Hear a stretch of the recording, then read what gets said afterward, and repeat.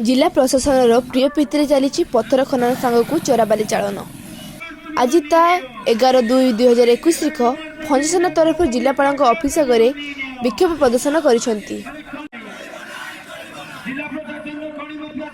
पिंटू माइती जिला सभापति भंजसेना। देखो आम जिला आदिवासी जिला बड़ जिला बेकारी समस्या अधिक सरकार से ध्यान न देकी जो बाली बा पत्थर खादान गुड़िक नीलाम डाक हो जो परिमाण बाली पत्थर उठेवा कथा से 100 टाइम्स अधिक बाली पत्थर नौ सरकार से ध्यान देना आम तार आम डिमांड हो प्रति 2 मास थे जितकी बाली खादान बा पत्थर खादान नीलाम हो तार पुनःमाप करकी उठेवा कथा ताठू जदि अधिक उठाऊँ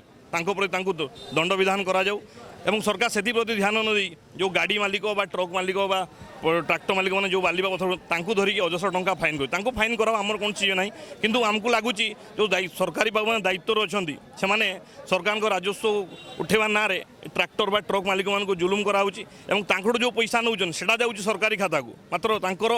बाली मालिक बा ट्रक मालिक मधुचंद्रिका जो जो पैसा नौ बाबू मान खाता को जाऊँ तेणु आम डिमांड कर यथाशीघ्र सरकार यार पुनःमाप करूँ जदि 15 दिन भितर एति प्रशासन ध्यान न दिए तेज आम आगामी दिन ट्रक एसोसिएशन करी